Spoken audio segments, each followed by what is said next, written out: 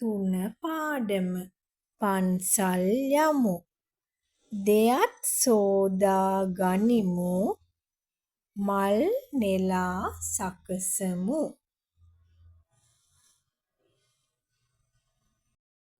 සුදු අතින් සැරසෙමු.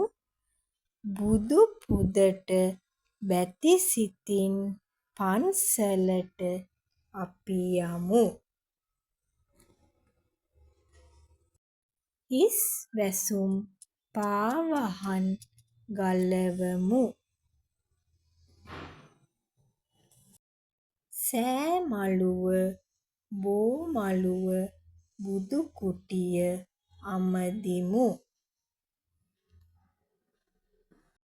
වෙහෙර බෝධිය බුදු රුවන නමදිමු. ළම් රුවන සඟ රුවන සැදැහැතිව නමදිමු.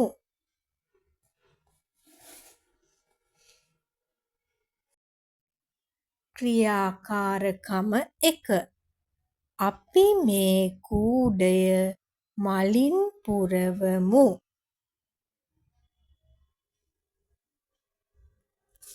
දුවේ පුතේ අපි මේ ක්‍රියාකාරකම බලමු. මේ ඔයාලගේ පුංචි යාළුවෙක් මේ ක්‍රියාකාරකම කර ඇති ආකාරය තමයි පේන්නේ. ක්‍රියාකාරකම 2. ත්‍රිවිධ චෛත්‍ය රාජානන් වහන්සේට පූජා කිරීමට රැගෙන ගිය දේවල් තෝරා රවුම් කරමු. අපි බලමු දුවේ පුතේ මේකේ තියෙන දේවල්.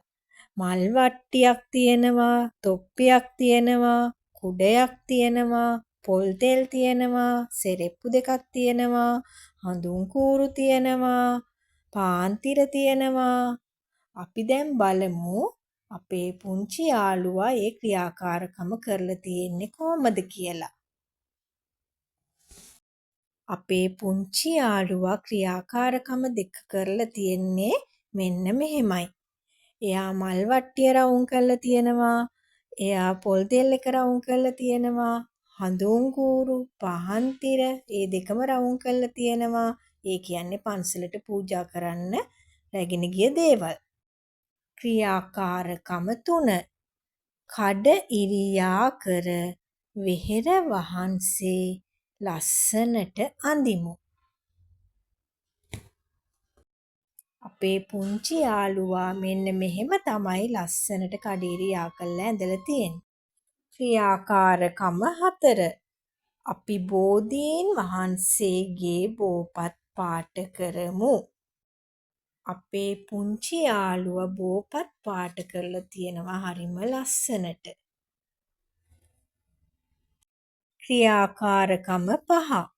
ශබ්ද නගා කියමු. මල් නෙළුවා. මල් නෙළුවා. මළුව ඇමදුවා. මළුව ඇමදුවා. අත් දෝවනය කළා. අත් දෝවනය කරා. පැන් පූජා කළා. පැන් පූජා කරා.